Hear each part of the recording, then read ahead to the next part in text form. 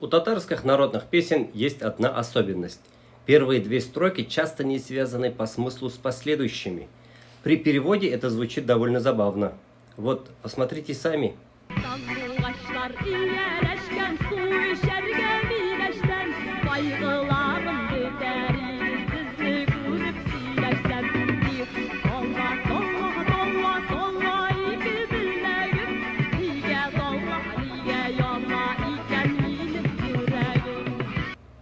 Эту особенность татарских песен отмечал и Габдулла Тукай. По его мнению, в песнях нашего народа первые две строки зачастую вообще не имеют никакого значения. Это что-то вроде того, как при игре на скрипке сначала проводят смычком по струне, просто чтобы задать тон. Так и писал поэт. Я с этим не согласен. Писал об этом в работе под названием «Теория татарской народной песни». Первые две строки, которые поначалу кажутся бессмысленными, на самом деле не просто набор случайных рифмованных слов. Это не абсурд, а часть культурного кода. Татарские народные песни куда глубже и содержательнее, чем кажется при первом прослушивании. В татарском языке огромный потенциал для иносказания, метафор, намеков. Так сложилась история, что татары веками были вынуждены говорить не прямо, а иносказательно. Это стало не только формой самозащиты, но и превратилось в особую художественную традицию, пронизывающую народные песни, пословицы и сказания. Сейчас же, не осознавая глубину татарского языка, мы часто воспринимаем слова песен поверхностно, буквально. Отсюда и искажение. Печальную песню мы принимаем за веселую, веселую за глупую. И говорим: слова у народных песен какие-то нелепые, что за странности у татарского народа? Впервые на это обратила внимание филолог Милюша Хабетдинова. Например, песня «Тала-тала».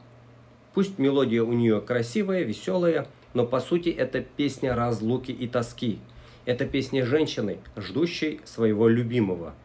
Милеш рябина, куст с горькими ягодами. Соловей в песне не поет, а пьет воду из рябины. Это символ горя, горькой жизни. Соловей пьет горькую воду, значит и герой песни живет в тягостной тишине. Слушаем далее.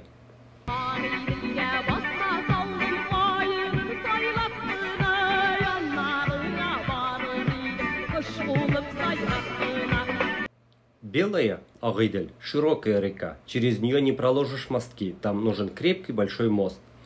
Значит, мечта девушки попасть к любимому несбыточна, это символ невозможного.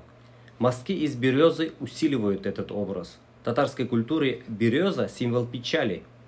Слушаем дальше.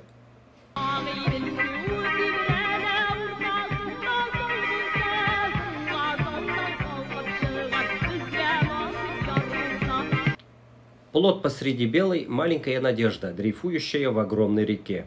Он посылает сигналы, волны в сторону своего берега. И девушка поет: «Всплывет, если нам суждено».